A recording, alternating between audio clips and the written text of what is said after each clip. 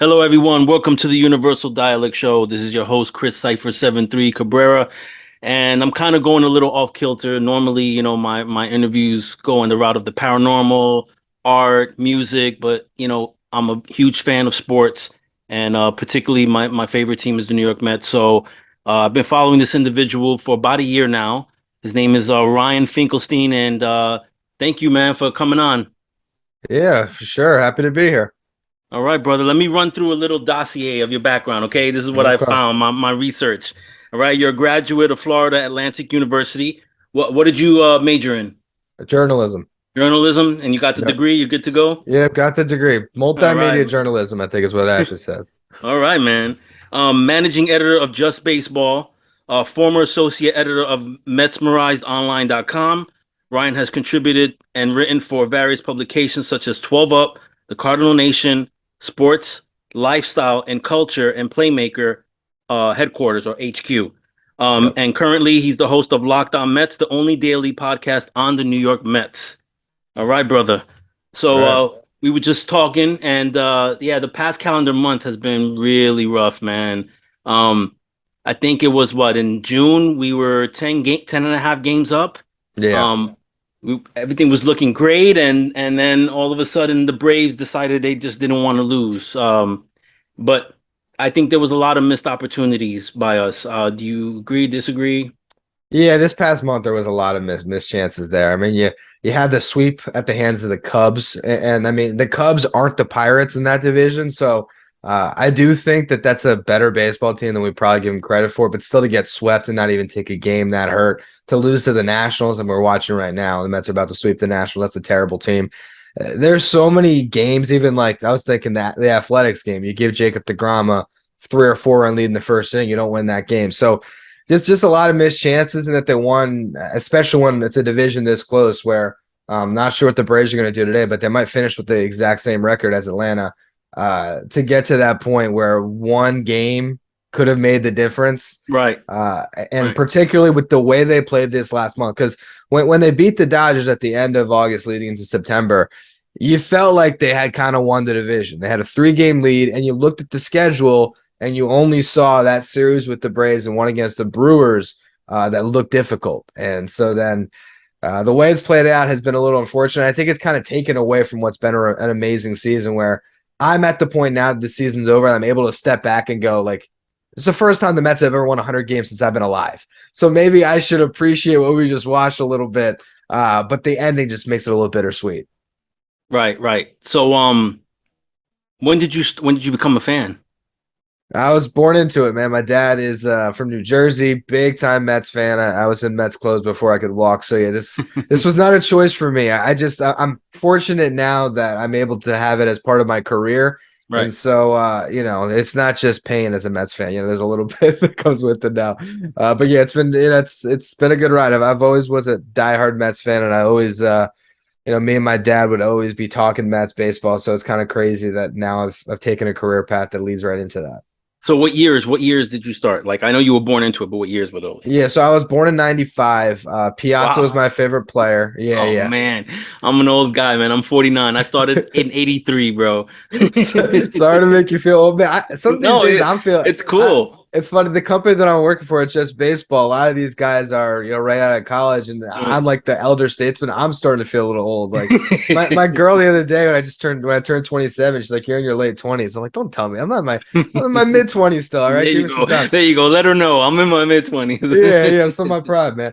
But yeah. So Mike Piazza was like my first favorite player. I cried when Ron Ventura got traded to the Yankees, but I still wasn't quite into it. The 2006 Mets, where I really kind of knew the game. I was a travel baseball player at the time, so I was, baseball nuts. David Wright was my favorite player. I wore number 5 on my travel baseball team. Because I loved Wright so much. So yeah, that was where I really, really got into, was those '06 to '08 teams with Beltran and Delgado and Wright. Yeah, Reyes was awesome Reyes too. too, yeah. You know, we got to talk about Wright and Reyes. Like when I first saw them come up after about a first few seasons, I was like, yeah, these guys are gonna be Hall of Famers. They're not gonna be like the next Darrell and Gooden, even though Darrell and Gooden they kind of were their own worst enemy. Yeah. Um, with Wright, it was the injuries, and same thing pretty much with Reyes. He kind of wasn't the same player after he left the Mets, you know?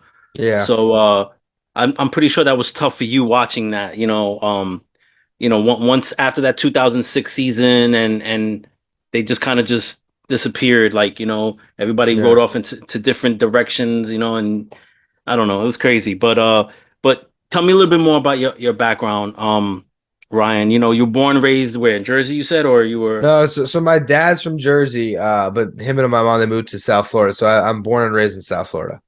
okay, so what led you down the path to where you are right now currently? Yeah, man. So I was a big baseball player in South Florida, like travel baseball. We're 365. Every month we're playing. We were playing every day of the week. I played into high school. Once kind of the playing career ended, I was kind of lost for a couple years. Didn't really know what I was gonna do. Didn't know what I was interested in, and I just kind of So fell into it. why did the career end? I got cut. Oh, okay, I got you. I I got got I you. got cut, man. Yeah, I couldn't make that jump. I was a pitcher, and I didn't really do much else, and I didn't throw gas or anything. So I always had the good numbers. Right. They threw me out there, but the varsity coach eventually was looking at me throwing in the low 70s, and he was like, "Yeah, this kid's not gonna cut it at the next level." So I got cut. Went through a period a little bit where I again, really didn't know what I was going to do. Right. Went through some tough times. And then when I was 19 going into 20, I had gone to school, came back into my parents' house. The Mets were going on that run 2015. And I wrote for Metsmerized. I wrote an article about Yoenis Cespedes and Daniel Murphy. And it was the Mets got to sign this guy, but not the guy you're thinking of. And it was that they should extend Daniel Murphy after the season, not Yoenis Cespedes. And I was talking about David Wright's injury. I read it back now. I was so spot on. But it's crazy, But it's man. the truth, though. Yeah, it is the truth It because was look at what Cespedes did to us. look at Cespedes, and my argument was like you had right on the way out, you had Duda, where I was like Murphy could play for. Bottom line, I was a fan shot for Metsmerized. The guy's like, this is awesome. Would you want to be a writer on the site? Started doing that, changed my major to journalism, and then I just kind of caught the bug. And I was throughout college just interning wherever I could, freelance writing. Eventually, got to the point where it's making $8 in article places, and it was like the greatest thing ever to get paid to write about sports. And Right, right. it just kind of grew from there. And the Locked On Podcast Network, that happened when I was final year of college. I had done a podcast with my uncle for a couple of years just because I kind of saw the way the space was growing, and I thought I should probably learn how to do this. And my uncle was really into he was a computer teacher at a high school, so he kind of knew how to set me up. So I got some reps in doing that. I was listening to. I'm actually a Miami Heat fan for basketball. Uh, Okay, so hold up. So you're a Miami Heat fan. You're a Mets yeah. fan. Don't tell me you're a Jersey Devils fan. No, no. All right. So my dad gave me the Right. Giants and the Mets for football and Okay, baseball. Giants. Okay, I'm a Giants fan. Yes. Yeah, so he's my dad's not a big basketball fan, and I thank him that I'm not a Knicks fan because of it.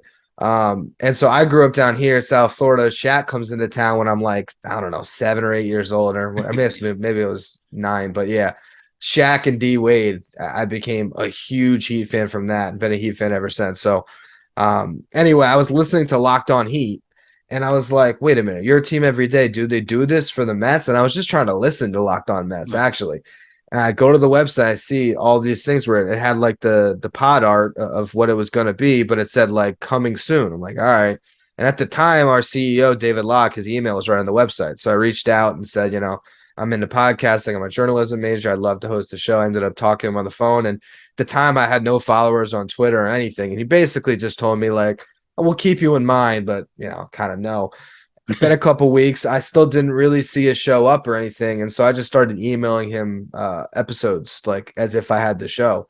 And I guess he liked what he heard enough, and he basically gave me a shot with it. And 4 years later, I guess, or 4 seasons later, here I am. Wow. So it took you to kind of like create the show before it was even created, Yeah. and kind of like shove it down their throats in order for them to be Basically, I like, mean, yeah, if it you got was if it got was three talent. years later with where the network is, they wouldn't have hired me. But they were just starting the baseball channel, and I'm one of the longest. There's probably a couple guys that are on the MLB channel a little before me, but I'm basically one of kind of the founding shows that have stuck through the whole time. So it's been a So lot of fun. how did Just Baseball start? Was that So something already established? So Aram Layton, who's one of our co-founders, who started the company, he hosted Locked On Marlins. So I was friendly with him from that, and he grew up down here, so we just have similar backgrounds. And yeah, I saw what he was doing with just baseball at the time. I was a pizza delivery driver and a podcast. So that's what I was. I delivered pizza all throughout. Started when I was in high school, all through college, put me through everything. So I was doing all that stuff, and all I was working on at that point was Mesmerize, and I saw this new company, and I was like, I think that there is going to be a lane here to really have a big role. So I spoke to him about it, and just kind of worked my way through that. And now I'm the managing editor. So yeah, it's a really exciting company. Where I guess this was technically our third season, or maybe our second season. I think we started in the 2021 season. This was my first season, start to finish. And yeah, we're growing fast. It's been a lot of fun, and kind of for someone that, as much as I love podcasting, and that's really been a good path for me, like I'm always a writer. That's always kind of my backbone. So it's Right. been good to kind of have that type of a role, and really help a lot of these other younger writers that are getting their starts the way I did when I was, in college coming up. And what was some of your like do you remember any of like your best articles for like 12 Up or any of the other publications and It's funny because I think like I was so 12 up was I did a couple internships with them, so that was very news based. There was nothing really kind of that hit me there. I remember for Playmaker, I wrote a feature on David, or not David, right, on Dwayne Wade when he was retiring. Just what it meant as a Heat fan watching his career. So stuff like that that's kind of personal is always stuff that I really remember. Like I wrote one on Jose Fernandez for just baseball, actually, because I was at the first game after Jose passed. Um, I oh yeah. also I also just happened, as I was looking Yeah. back, I had been at every single start that Jose had against the Mets. I believe there was four starts. Yeah, great Um, picture. Great pitcher, and as a South Floridian, like you've never seen a Marlins game like when that dude was on the mound. It's just Right. different. Right. And we were at the time, 2016, the Mets were in the push for the wild card. And so me and my dad get these tickets, and it's all about the Mets making this push. And we're wearing our Mets stuff going down there. It's like what do we do tonight? Do we root for the team? Like, what do we, and we get out there, and it just, you felt the weight Yeah. just of everything. Every single person you saw, like it felt like watching a baseball game in the middle of a funeral. And it was like, you can't root for the Mets today. This is about Jose. This is about the Marlins. And I Right. mean, D. Gordon hitting that home run was the craziest sports moment I've ever seen in person. Right. Of all the people Yeah, of to all the hit that home people, run, you know. did Bartolo Griffin one probably, but yeah, it was I mean, he still got to hit it though. You know what I mean? yeah, he did. Even And he really, hit he it a still got to long hit it. way, man. He hit Yeah, a he did. long way. He did. Not a Yeah, dry eye in that ballpark, man, when he hit that home run. yeah. I mean, when you first see Jose Fernandez when he first gets called up, because I remember I think it was on ESPN when he first got called up. They had it was Tuesday night or Thursday night baseball. You could see the star right Oh, away. dude I was, mean, you knew yeah, it right away. guy was You know. different. I mean, he was so much fun to watch pitch. Like it sucked as a Mets fan because you knew that you were probably going to lose that game. I saw a couple. It was Harvey Fernandez for a couple starts. The first one when they were Yeah. both kind of on their way up. The second one where Fernandez was at his peak and Harvey was clearly on his way down. I think that was during that 2016 season. So Right. Right. yeah, he What what was. what do you what do you think is wrong with like these particularly like with the Mets and these prospects that they get touted very highly. They come up, they do great things initially, and then they just seems like they just can't handle it, you It's know? I don't know. I think that now we're kind of turning the page to a new era. So I feel like the franchise was so mismanaged under the Wilpons that it's hard to blame any individual player for anything that happened during those times. And certainly for Matt Harvey, I think that his career was greatly impacted with the way the franchise was run. But we'll see. It seems like they maybe turn the corner a bit. Pete Alonso, I don't think he's slowing down at all. So he's maybe him and Jeff McNeil, really the latest kind of six homegrown guys that have become all stars that I think are going to be perennial all stars. And I think the hope is now you're seeing the next wave with Francisco Alvarez and Brett Beatty and Mark Vientos coming up, that these guys can have really good long careers with the Mets and be really successful. Yeah, McNeil reminds me in some ways of like Daniel Murphy in some Yeah. ways, you Yeah. know? Just a pure hitter, just a pure hitter. Yeah, And just consistent all the time. it's crazy. Everyone was ready to give up on Jeff after last season. And And you know what's funny about both of them is that they were not touted highly defensively. but I believe that, and I know McNeil's worked really hard, but I think Murphy worked really hard too, because he was really good, defensive guy too. I mean, second base he was okay, but I mean, like at first base, some of the trick plays that he would He make. I was mean, he was very entertaining. Murphy was he would make the highlight play that you'd never see before, and he'd miss all five of the routine ones. He Right. was Daniel Murphy was not a great defensive player, but to work the way he did to become a passable second baseman was crazy. Jeff McNeil is honestly like I think we weren't sure if I don't know if he was ever considered a bad defender, but I don't think he was touted for his defense. Right. And I mean I've been made the argument they have the new utility Gold Glove this year. Right. I think that he should win it. I mean, what he Yep. does in the outfield and the infield, no one else in the sport is that good in both places. So he's been incredible defensively. I think he's one of the best defensive players in baseball. I agree. I definitely agree. All right, so let's get back into like the sweep of the Mets, by the Braves, Yeah, yeah, which is very heartbreaking. But the lineup without Marte, to me, oh man, when you see that lineup and Marte's not in there, it just changes everything, you know? yeah. What are your thoughts on that? Just not having Marte in there. It's killing them. They've been trying to figure out kind of how to structure the lineup without him in that two hole. He's up Pete Alonso gets him at bats there, Lindor. I think they've found a sweet spot now with Nemo leading off, Lindor hitting second, McNeil batting third, and Alonso cleanup. I think that's a good four. But you just lose length in your lineup. And really what happens here is it basically puts you in this point where you have to play either Louis Guillorme or Tyler Naquin. Now, I love Louis Guillorme. I've been a huge Guillorme stan. I love what he does defensively. I think that is the move. I think you just focus on the fact that in the playoffs, you're trying to prevent runs, go good defense. Guillorme at least gives you long at bats. He'll wear a pitcher down. But it does hurt your lineup to have to go from Starling Marte to Louis Guillorme. It just does. And defensively, McNeil is really good out in right field, but he doesn't have the arm that Starling Marte does either. So they're Right. missing him in a lot of different ways. And I think in this first series, it might not be a big deal, but I'm looking at that Dodgers series, and Starling Marte is the Mets' best bat against left-handed pitching. And the Dodgers have Clayton Kershaw, they have Julio Urias, and they have Tyler Anderson. Three of their starters are all left-handed. So that's the one thing to me is that I really think they're going to miss him in that Dodgers series if he can't come back. Yeah, and those three, they're nasty. Those three lefties, They're they're nasty. nasty. And if he does come back, he hasn't played in like 3 weeks. I I think know. it's September Right. 6th he went out. So actually a month. So you're going to be taking at bats cold, basically. He's talented Right. enough to do it.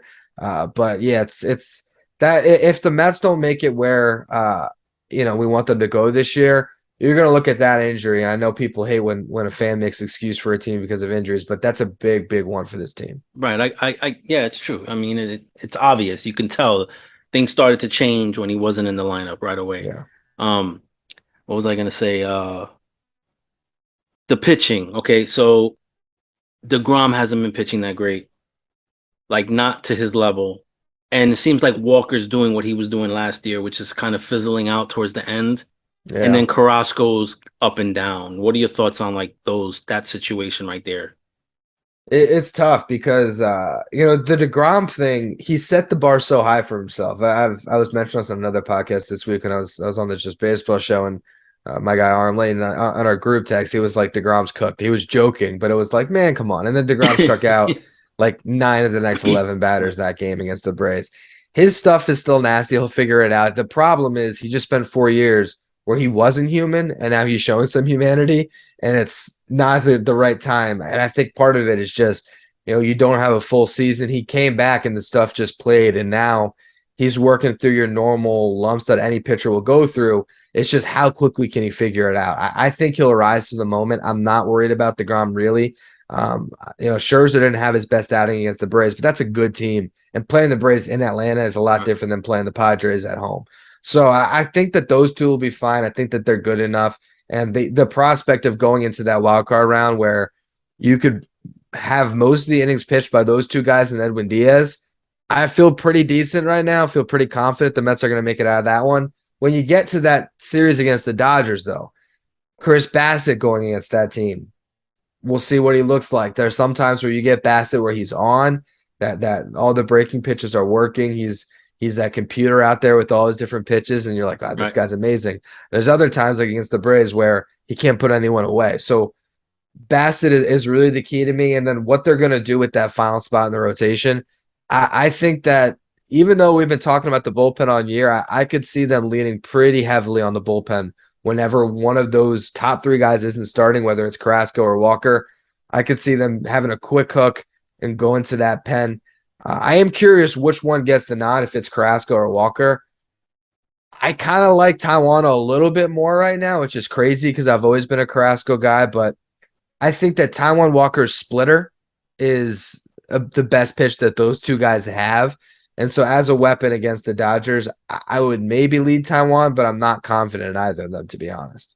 And do you put Trevor Williams on the playoff roster? Because I think they should have him on there. He's helped us out so much. So here's the thing. I the fact that he started today makes me think at least he's not going to be on the roster for this next round, which is fine. It's a 3-game series. How much are you going to need him? It depends. It's tough because, like, put it this way: I put him on the playoff roster over Tyler McGill because McGill hasn't shown anything coming out of the pen yet. Would I put him on the playoff roster over David Peterson? I would not. I think Peterson has better stuff, and I think it's good to have an additional lefty. Whether Joely, I think Joely has thrown the ball a little bit better, so I can see Joely being in your bullpen, but you start to add them up. You got Joely, Peterson, Edwin Diaz, Adam Ottavino, Seth Lugo, Drew Smith. That gets you to 6. Um, Whoever's not in the rotation, Carrasco or Walker, I can't see them leaving them off a playoff roster. And so I still think one of them would get the nod before Trevor Williams. Then the question to me is, do you want Trevor Williams or do you want Terrence Gore? That's where I'm at. Yeah, I actually think that's the conversation. right. And I think I might lean Terrence Gore because I just think that you might use him more than I could see them going through a whole playoff series without ever actually calling on Williams, where I could see in a big spot where it's a tie game in a late inning and Daniel Vogelback draws a walk That's the where thing. you You want if you have Gore. Vogel, you have to have Gore. That's the I thing. They think kind of are so. a package. I think so. And so I think that they carry the extra position player, and that could cost Trevor Williams his spot in a playoff bullpen. But even if it does, I mean, the guy has been so good for them this year. He's the type of innings eater veteran that you need to get through a regular season. And unfortunately, he just might not be quite good enough to be on your playoff roster. Yeah, man. I think we need him, yeah, later on down the line, but we I bet definitely you got to have him. I bet you Williams makes it on.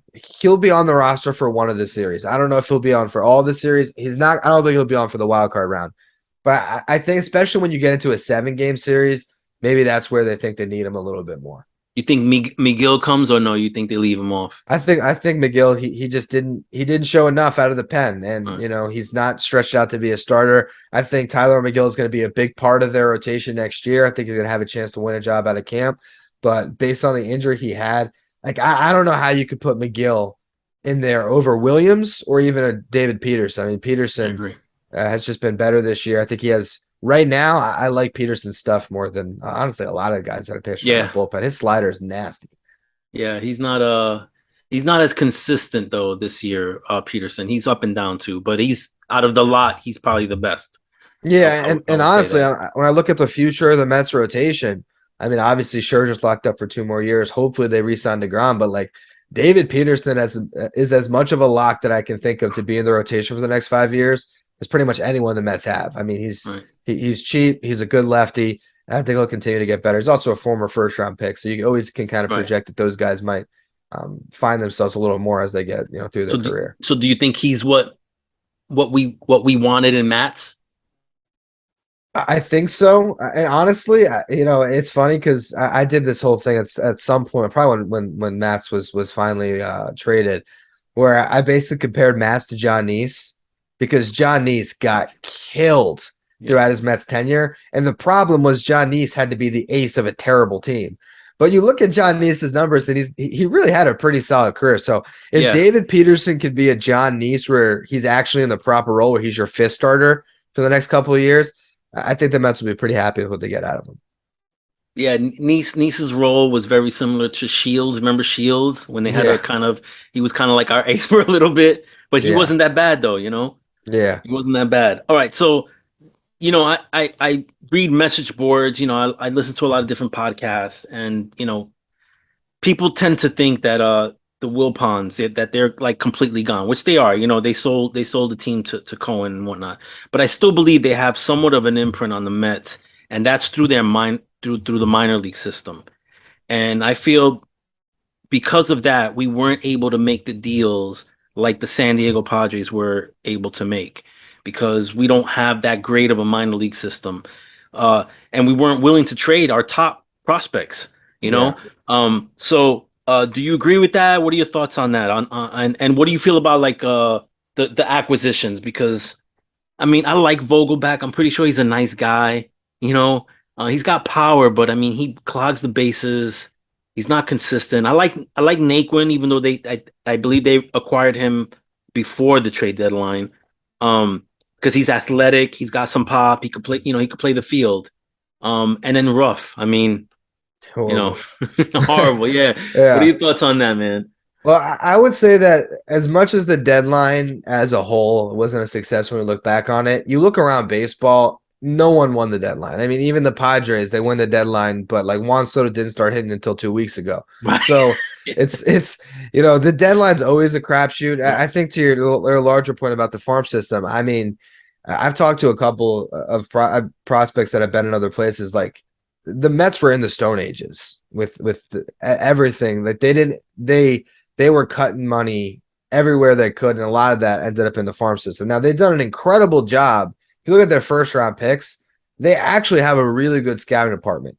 But I think their player development was a little bit behind. So I think that's part of what's going to continue to grow. I think the more that Steve Cohen's in the organization, the more he's investing across the board, the more you're going to see that stuff get better. I don't think that the Wilpons have any continued role in the organization in any way, but you're still pulling yourself out of the hole that they put the Right. organization in. So I think over time, all that will get better. I'm looking at, what they just did in the draft. They got a couple of really nice prospects in the first round. Kevin Parada, who's already kind of a consensus top 100 guy right now. Jet Williams looks Right. to maybe be like that replacement for what you lost, giving up Carl Armstrong last year. So I think the farm system's on the way up. And just by virtue of having someone like Steve Cohen that's going to be looking for any advantage he can get, it's just bound to be better. And if it's not good, you pay away your problems. But the Right. reality is the Braves, when it comes to developing their players, have a well-oiled machine that has been churning for a long time.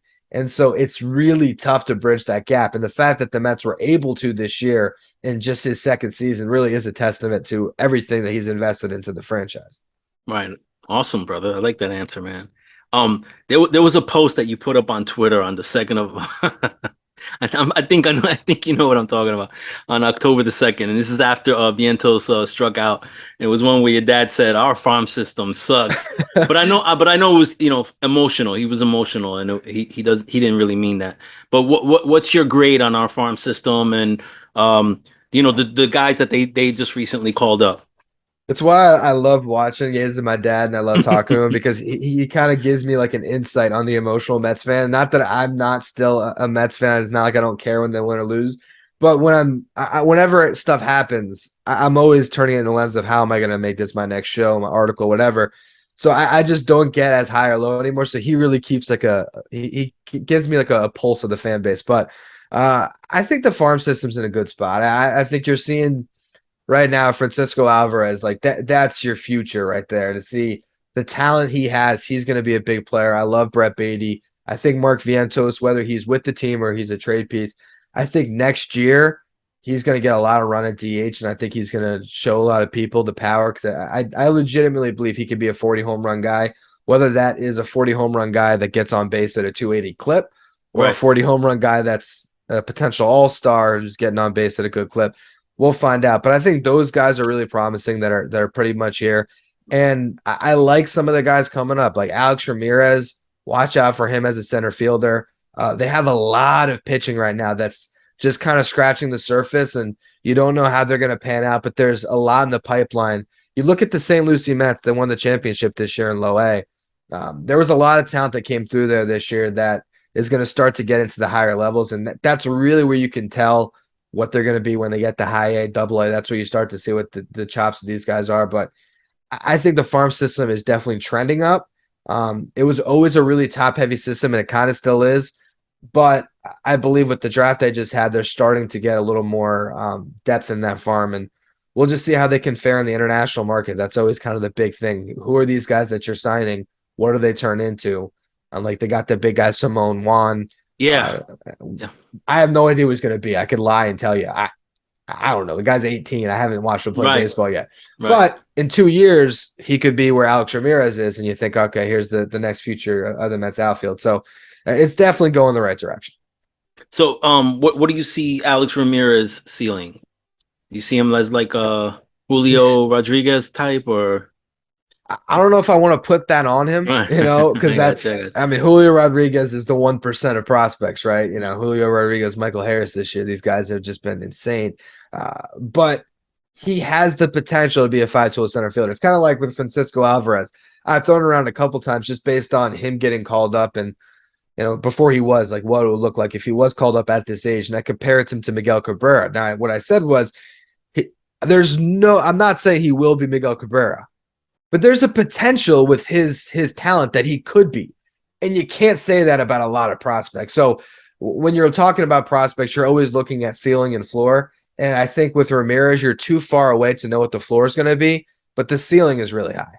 Right. So, other than the pop that you get from Alvarez, what else do you see from him? What does he have that's very similar to Miguel Cabrera that makes a lot of people think that he's going to be this superstar?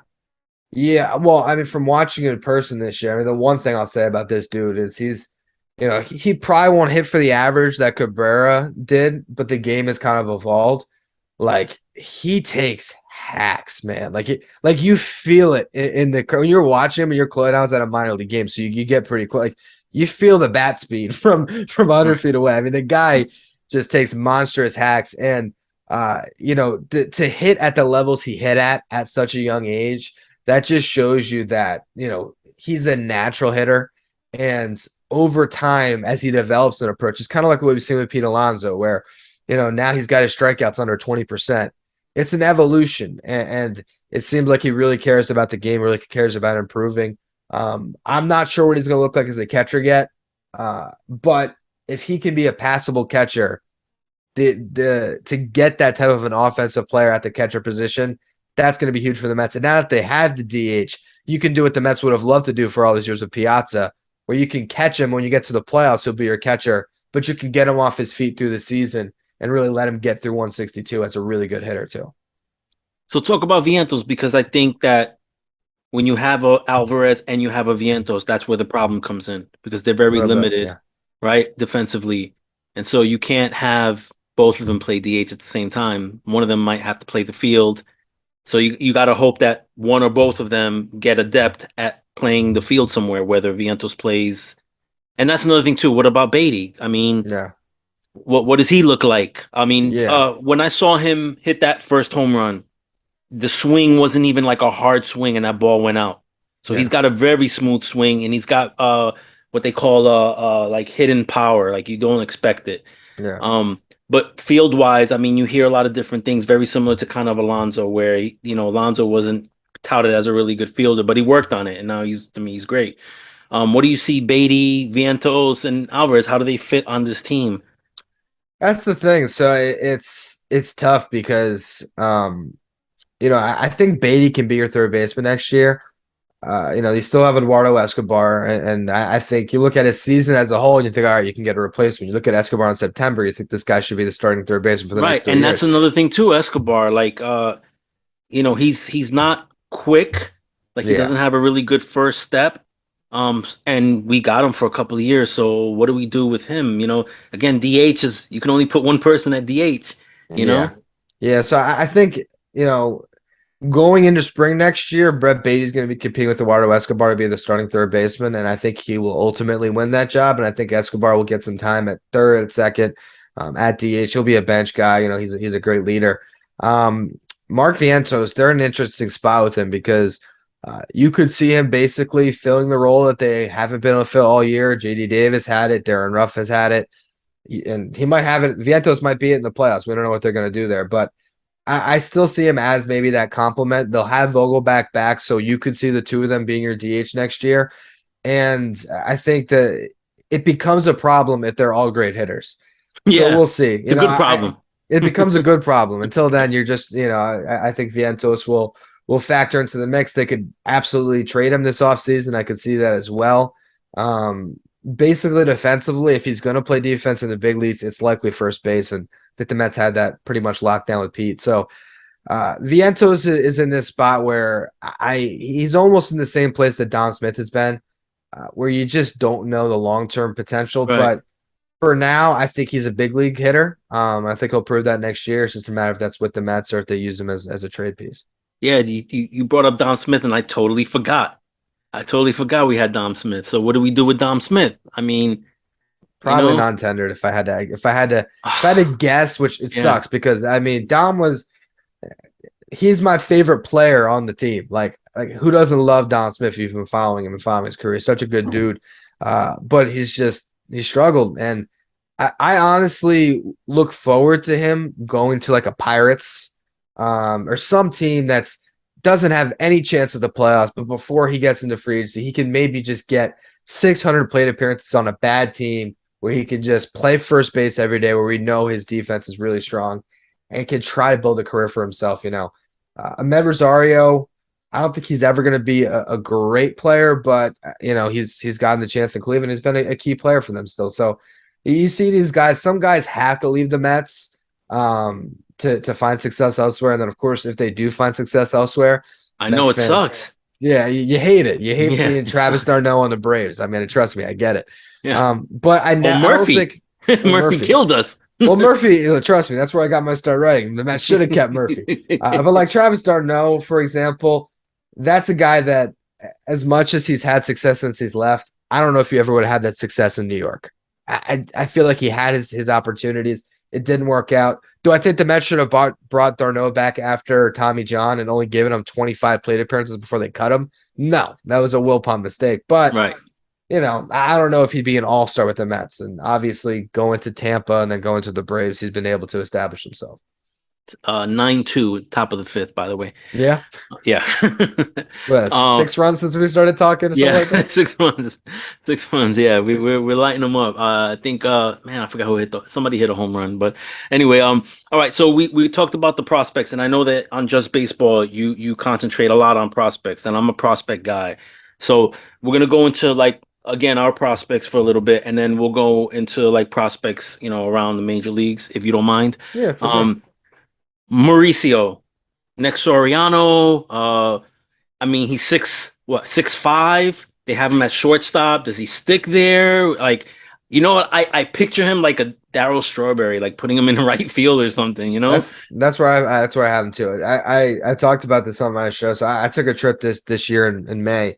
I went to each minor league team and watched all the prospects. And Ronnie Mauricio looked better than any prospect the Mets have, which was hilarious to me because he was the guy I've been bagging on. Right, But he had a great game. I mean, I think he hit a homer, he hit a double.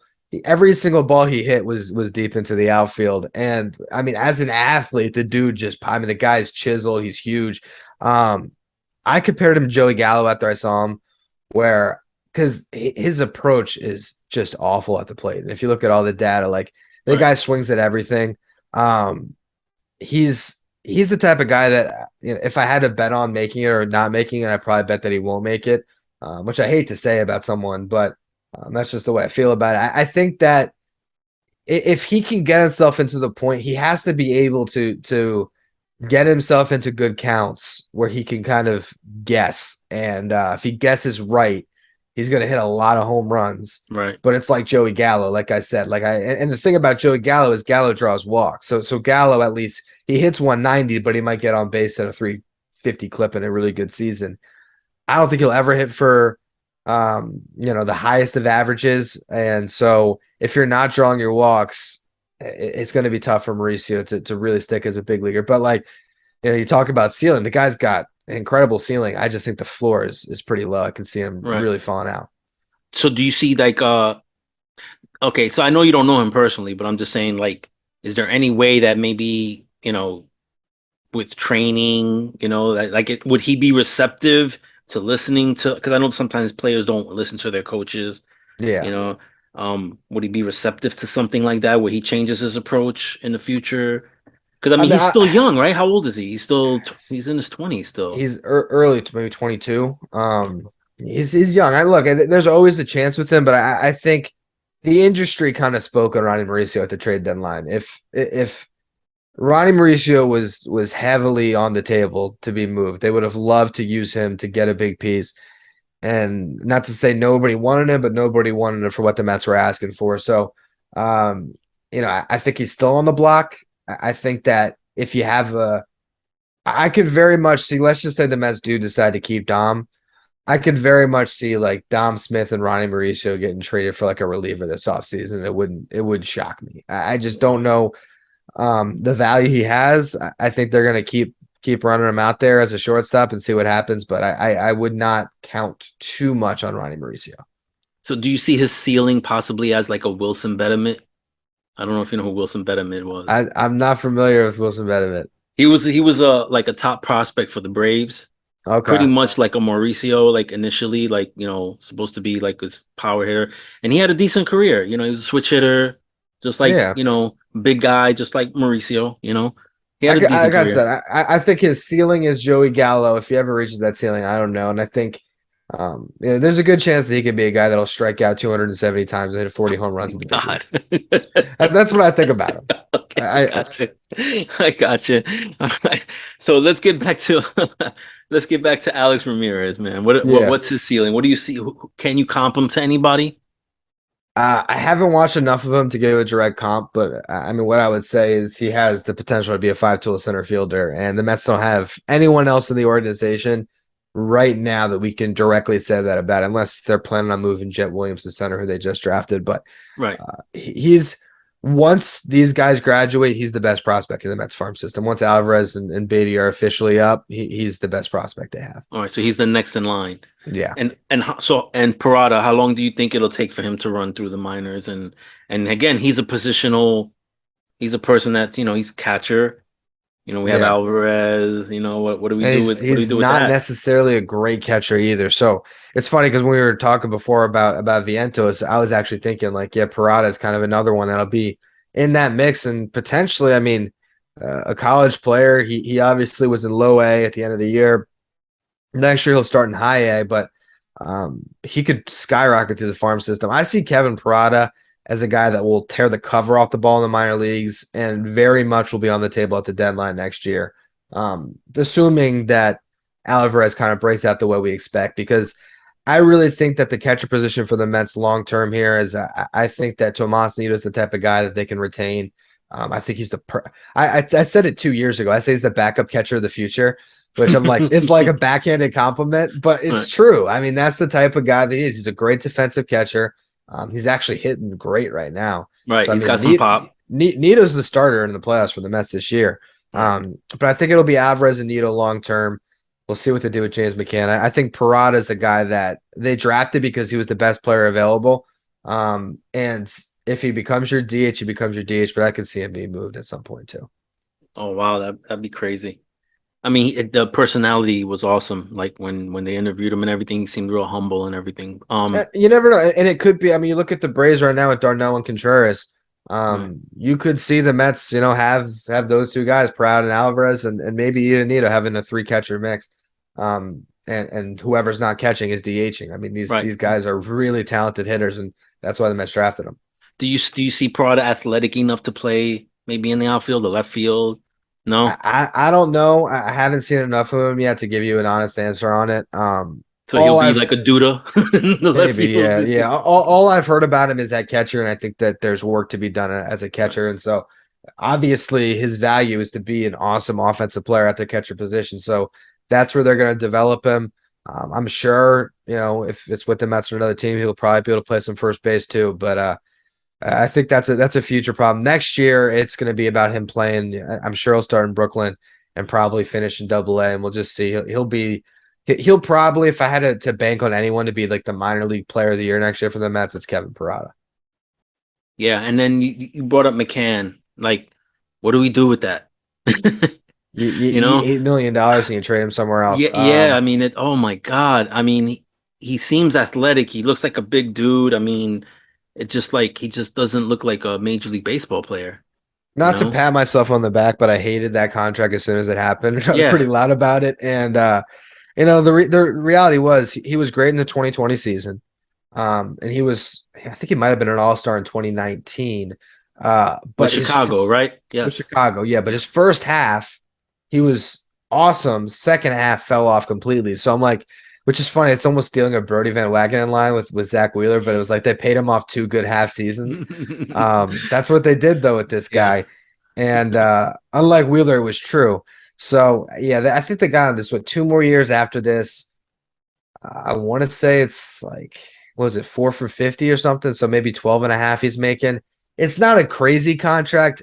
I think that they'll probably, eat the money. Who knows? Maybe that's the type of thing where you eat money and you send like a Ronnie Mauricio as like here you go. Here's like a token for taking our James McCann off our hands for us. You get a prospect that you can hopefully develop in your system. I would think that they're going to try to trade him this offseason because I think they're pretty set next year with that. Like, I'd be shocked if Alvarez wasn't the starting catcher opening day next year.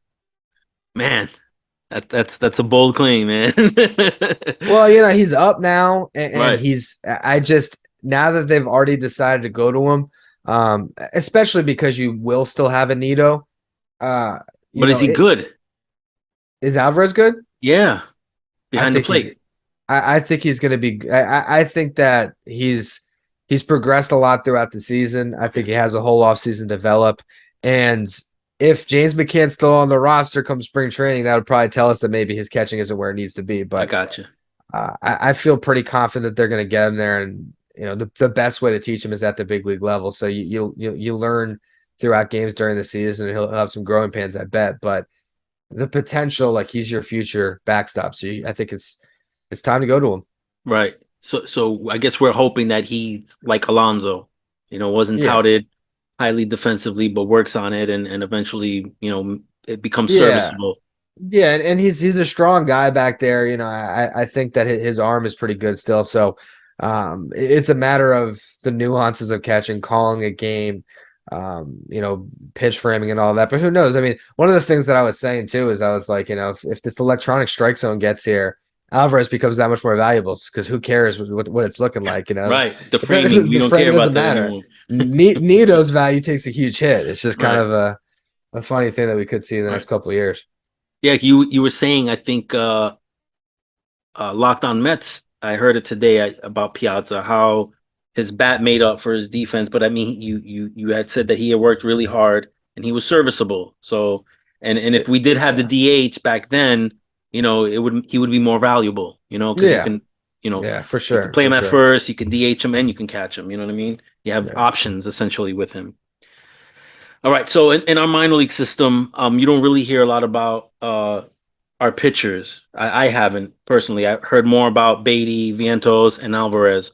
Who are the pitchers that we could possibly call up in the next couple of years? Who's making noise I right mean, now? the thing is, a lot of the better pitchers are a little bit further away. I mean, like we saw Jose Budo this year. I talk about kind of having 8 pitchers going into the season. I think that Budo as a guy on the 40 can be like your 8th starter next year, and I think that he can actually succeed there, where he'll be in AAA for a lot of the season. But they called on him. I think he'll be good. And honestly, his start wasn't great. He might have given up 6 or 7 runs. Right, But we've seen other rookies make their debut and they just can't get it out. Budo right. still got through 4 innings. I still liked his debut as bad as it looked on paper. He's the one guy that's close. Beyond that, like they're really high on Calvin Ziegler. He's one of these guys that is like a spin rate darling. Like he has like really high spin rates in all of his pitchers. So Is he a they like lefty? he's a righty. Ziegler? He's a righty. Okay. Um, they have Dominic Hamill had a really nice season. So he's going through. Christian Scott is another guy that was a 4th or 5th round pick, I think 2020. He's kind of coming up. So they have a lot of guys that are making that jump, and they were in low A this year, some in high A that have shown something. The big question mark in the system right now is when are we going to see Matt Allen pitch again? Right. He's the highest ceiling arm they have. But we would have expected him to come back from Tommy John this year at some point, and he never did. Now, another full off season, I'm sure he'll be back on the mound next year, but I think he's going on 2 full years without having pitched in a game. So what's he going to look like when he comes back? Because he's the guy that you're looking towards that could be a frontline starter one day. And I don't think there's necessarily anyone else in the farm system I can comfortably put that label on just yet.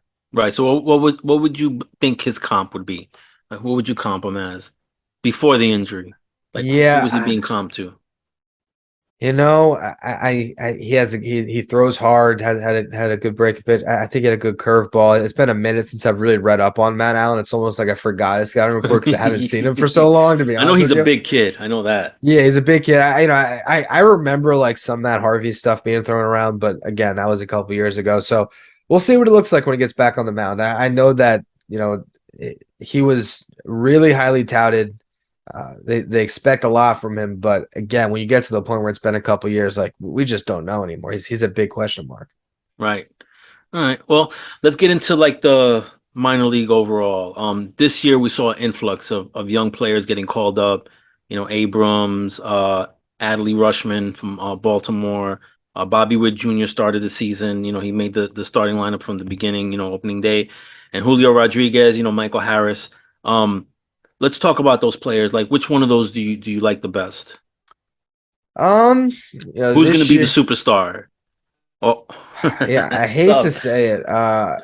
Michael Harris, man. Michael Harris in center field is so good. Like the Don't fact that don't don't don't hate to say it because he's the Brave. I mean, I know what you mean. I know what you you know mean what I'm when you say. saying. I mean, I know, I know. I don't want the Braves to have the next Andrew Jones, but they might have found him.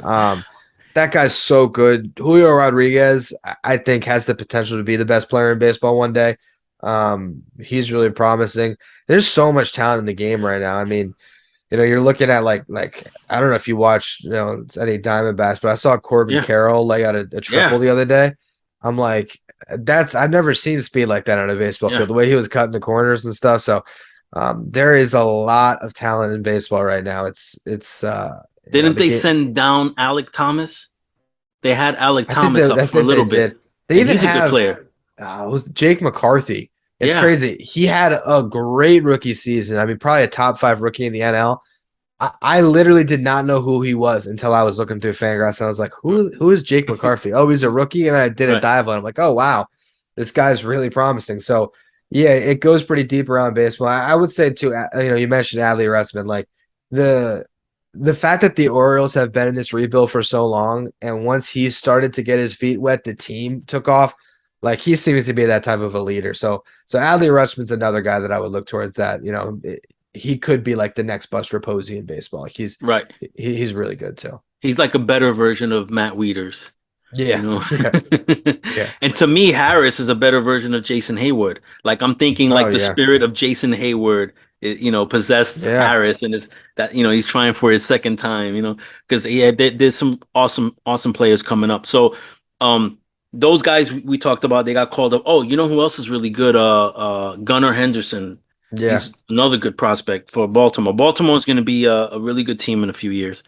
So who are the next five potential superstars you see coming up next year? Like the next Julio Rodriguez, the next Bobby Witts, you know, You like know, maybe you like an example, like Grayson Rodriguez, the pitcher for Baltimore. He's seems like he yeah. might get the call next year.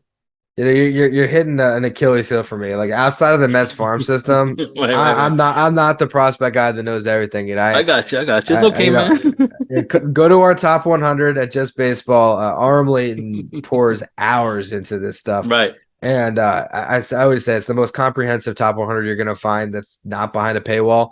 I think like our top 5, Gabriel Moreno of the Blue Jays is on it. Another Yeah. catcher. Alvarez is right outside. He was 6.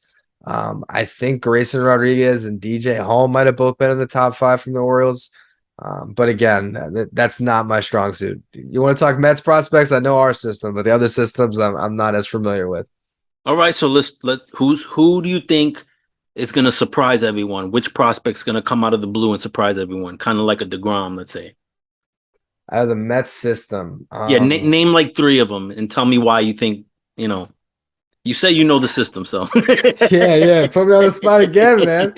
Sorry, brother. Sorry. We talked a lot of okay, so uh I think that Ziegler is definitely one when it comes to the pitching side. He's really promising. I'm about to just go to the top guys. So I'm trying to think of like someone that's more under the radar. I'll tell you one guy that I used to think highly of that has just been falling off a cliff was Jalen Palmer. I thought he was going to be really good. Yeah, Um, 22-year-old. I think he's an infielder. they were playing him all over. They played Mm. him at shortstop. He had a great season in low A last year. He got out to Brooklyn. He's actually a Brooklyn kid, and he just fell apart. So, um, yeah, man, there's so much. I'm trying to think of guys we haven't touched on, and I'm like What drawing a about blank right now. Shervin Newton? He's been around for a while. I don't necessarily know if he's gonna be that breakthrough guy. They have like one guy, Stanley Consuegra.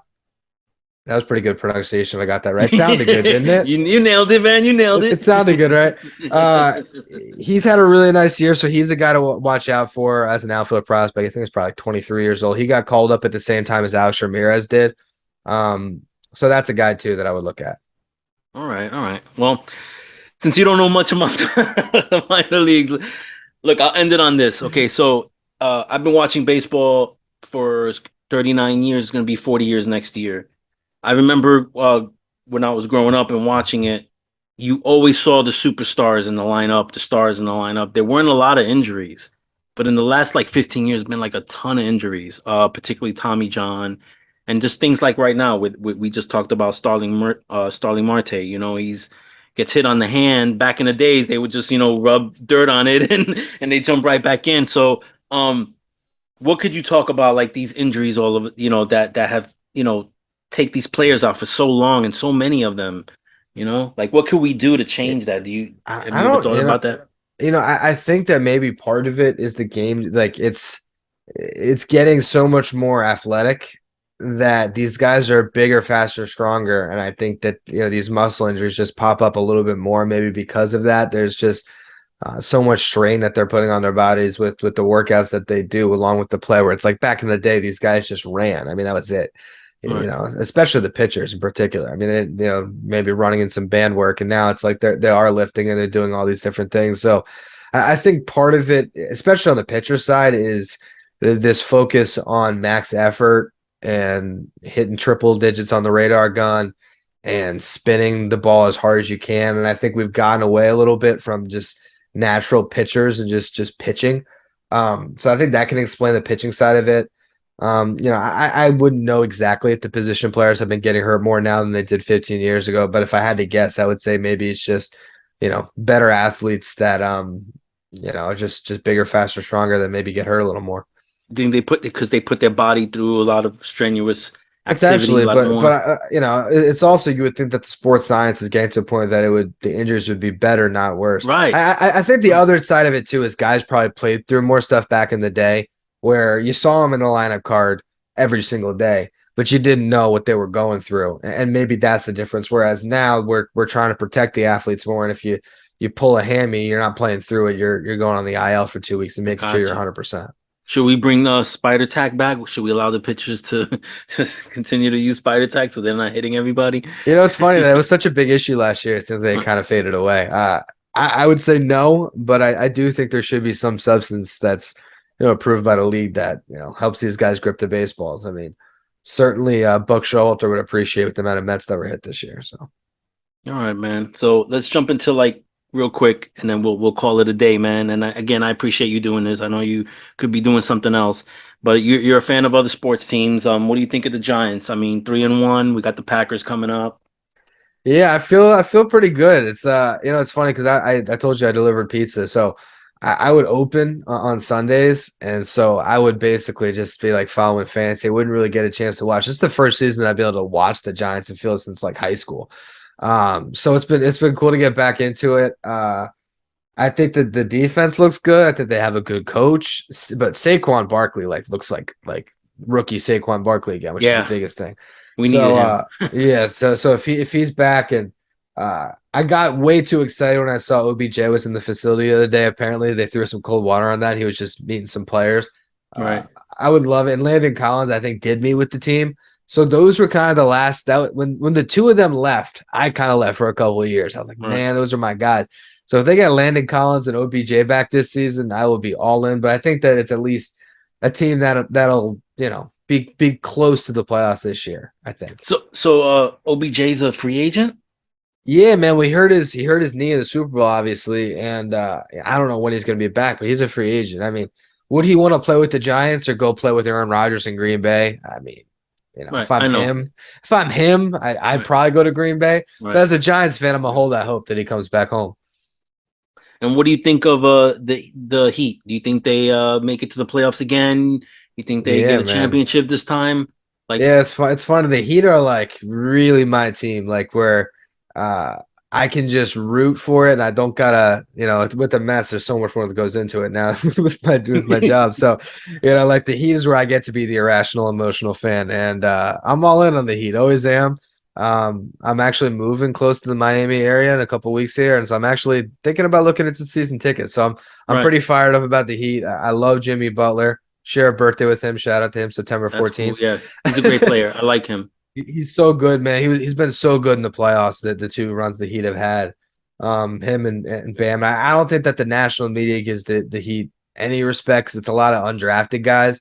But like you talk about, respecting a franchise run the right way. Like as a Heat fan, I've never had to worry about any of the bullshit I worried about as a Mets fan. Like No, I got you. they're always 100%. trying to win. They're always run the right way. And so I never have to like fear going into a Heat season that's going to be terrible because they're always competitive. Yeah, and I always think that Spoelstra doesn't get the credit. He's very Oh, underrated coach. Great. He's very similar to like a Popovich in a way. yeah, You yeah. I'm know, I'm biased, but he's I'd that. say he's the best coach in the NBA. Hey, I wouldn't hate on you for that, man. So what do you have anything going on? Any projects? Anything going on in the future that you want to talk about? Yeah, man. Stay tuned. Right now it's just Locked On Mets and Just Baseball, but I'm gonna have my own show through Just Baseball coming right after the season. So we're still developing the concept, but it's obviously a baseball show. It'll be more focused on the entire league and kind of tied into what I do as the editor with the written content we put out, kind of spotlighting the articles that we write. But still in developments, but in a month it'll be announced, and I'm excited to have kind of a second show to work on too to build out. All right, brother. Last question. What do you see the Mets doing in the winter going into spring training? To me, man, I'm most. I mean, look, it's Steve Cohen. They're going to be aggressive. I'm most interested on what happens with their current free agents. I think Edwin Diaz is the best bet to be back, which we wouldn't have said 2 years ago. Brandon Nimmo, Jacob DeGrom. What are they going to do with those guys? I like to see all of them back, but particularly DeGrom and Diaz. And if they do lose out on Nimmo, what are they going to do to replace him? So it's an interesting offseason. It'd be kind of funny if Nimmo ended up walking and getting a huge contract, and Michael Conforto came back to play right field and they moved Marte to center. Could be a scenario we see play out. You never know. That'll be crazy. That'll It's a be crazy. possibility. It's a possibility, but But what's weird is that Nimmo made himself this year into a a center great center fielder. fielder. Yeah, Yeah, he turned himself into a really good center fielder. It'd be tough to kind of lose that. it would be. But So I want him back too. Ryan, listen, I'd like to have you back on before spring training starts to kind of Yeah, talk for sure. about what's going to happen as we go into next season, and then maybe again we'll do it at the end of next season. We'll have so I'll have you on twice next year if that's cool, Yeah, if you for don't sure, mind. man. All Yeah, that was right, fun. but thank you so much. I appreciate it, man. Yeah. All right, my man. Stay good, brother. All right, have a good one, man.